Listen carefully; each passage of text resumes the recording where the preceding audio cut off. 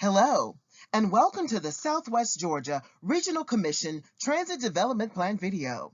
This presentation will provide information about the project, present findings from the transit visioning process, and provide an update on the plan's alternatives analysis and recommendations report. We also want you to take part in our public survey that you'll learn more about a little later on in this presentation. GDOT's 2020 statewide transit plan recommended strategies to address rural and regional transit needs across the state. The plan also provided guidance that ultimately led to the concept of Transit Development Plans, or TDPs. A TDP guidebook was published in 2021. Another strategy recommended by the statewide transit plan was the preparation of regional TDPs across the state. GDOT is currently implementing this strategy with the support of several Georgia regional commissions. Now you may be wondering, what is a regional TDP? A regional TDP identifies transit needs and informs future transit development investments. But that's not all. It also assists residents in developing a transit vision, has a 20-year horizon schedule, but is updated every 5 years, and it receives GDOT support through policy and planning grants from the Federal Transit Administration, or FTA, and the Federal Highway Administration, or FHWA. Here's a look at where we are with the summary schedule of tasks in 2022. The regional TDP requires community and stakeholder input throughout the life of the project. Other tasks include existing conditions analysis, needs assessment and analysis, alternatives development and evaluation, financial plan and draft and final TDP. The Project Advisory Committee, or PAC, is comprised of local and regional transportation providers, governmental representatives, and community organizations. They provide valuable feedback that helps to guide the project's direction and vision. The following slides provide an overview of the transit vision process for the project. Project team members conducted 3 separate group interviews with 9 members of the Project Advisory Committee on May 18th, May 19th, and May 20th, 2022. These virtual interview sessions included several informal discussion topics related to the regional TDP and gauged how potential implementations would affect stakeholders and community members. Key themes from the stakeholder interview sessions include driver shortages and concerns about qualified driver retention. Senior riders rely heavily on community and religious groups for transit announcements and available transit services. Concern that senior riders would not embrace an electronic app for scheduling and fare payment, or that they would require assistance to use it. Reported need for more wheelchair accessible vehicles. Take a look at the public survey highlights. This is a web-based survey that was available to the public from May 18th to June 30th, 2022. The survey was an effort to understand the potential for transit ridership. Respondents were asked about travel habits, awareness and utilization of transit services, desires for expanded transit options, and demographic information. 57% of respondents were aware of the region's available transit options.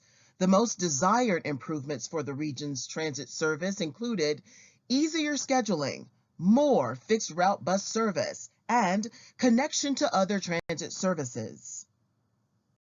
Respondents utilized transit for a variety of trips that included work, medical appointments, tourism, and dining, along with recreational activities.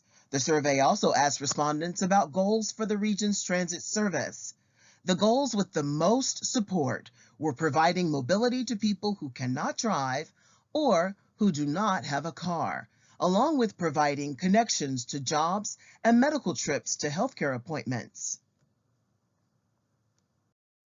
Along with findings from the existing conditions report, stakeholder and public input informed the development of a guiding vision statement for the regional TDP. Transit service will offer a safe transportation option to access jobs, healthcare, and workforce training, and provide cross-county trips to meet the needs of the region's projected demographics. It will also improve quality of life for the Southwest Georgia region. Individual goals for the regional TDP guide the development of transit alternatives that meet the region's needs.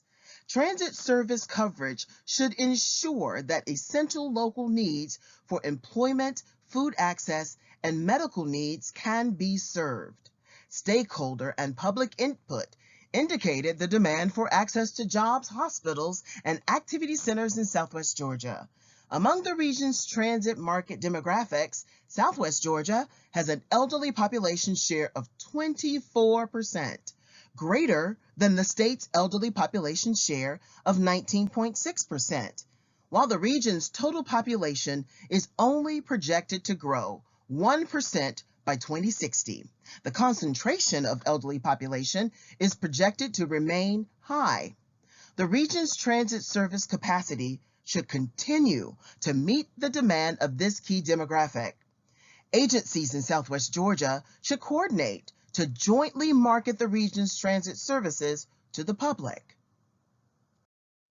The following slides detail the transit needs analysis conducted for the alternatives, along with the analysis and recommendations report. Non-program demand analysis uses demographic factors to estimate potential annual transit trip demand. These estimates were generated at the county level and help show where additional resources may be needed to address unmet demand. Transit propensity analysis is another method for assessing demand. It builds on the non-program demand analysis to help identify the areas where people live who will most likely utilize transit. For this analysis, demographic data is analyzed at the census tract level. Areas with the highest transit propensity relative to their population are shown on this map in the darker shades of green.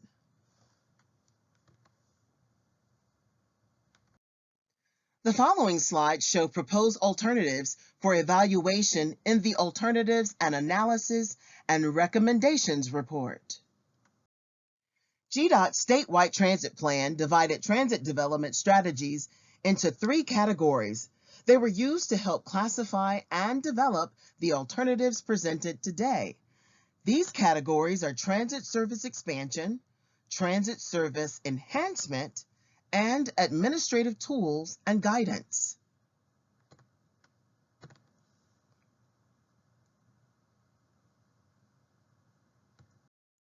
Our first alternative for transit service expansion looks to increase transit service. This would include more times when current and potential riders may have mobility needs.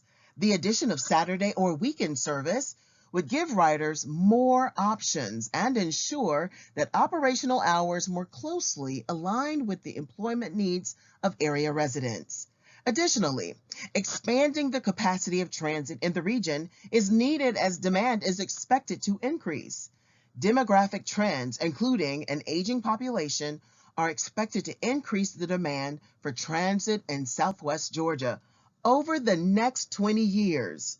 By investing in additional capacity, including new transit buses and trained drivers, the region's transit operators can ensure the ability to meet both current and future demand. Right now, 2 transit systems provide rural public transportation in the region. Thomas County operates within their county boundaries. Southwest Georgia Regional Transit provides rural transit to the remainder of the region. Analysis of the inter-county travel demands shows major inter-county travel between Thomas and Grady counties, as well as between Thomas and Colquitt counties. Greater regionalization and cooperation can help to ensure that public transit is available to address these travel demands. Several alternatives have been identified to increase the utility of public transit for people who live in Southwest Georgia, especially in rural areas. This will allow for reoccurring reservations that will assist riders. This will also ensure that residents will have a ride for regularly scheduled events like medical appointments or weekly shopping trips. Another convenient improvement would be the adoption of digital booking and communication software. QRide, the booking software that's currently in use by Georgia's rural providers. It has the ability to allow scheduling via a web portal that can be linked to a transit provider's website. Another powerful tool is GDOT's Let's Ride app, which allows for trip booking and fare payment directly from a smartphone app. This app is already in use in both of the coastal Georgia and southern Georgia regions. While digital booking is increasing in popularity, it's important to note that this technology is only intended to supplement traditional telephone bookings, which will still remain an option for rural transit users.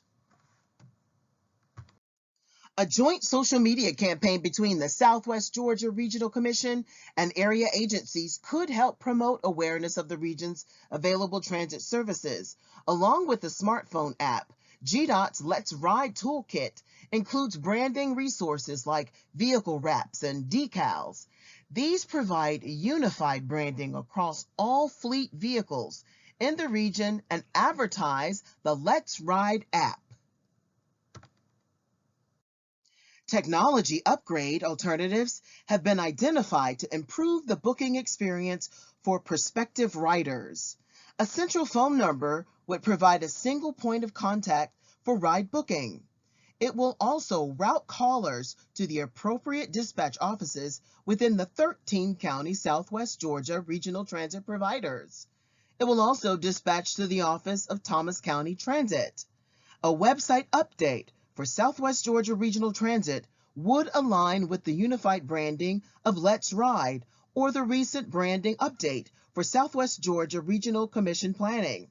It would also provide online trip planning assistance and booking. So what are the next steps? This is where we'd like your feedback. We invite you to visit our website to learn more about the project.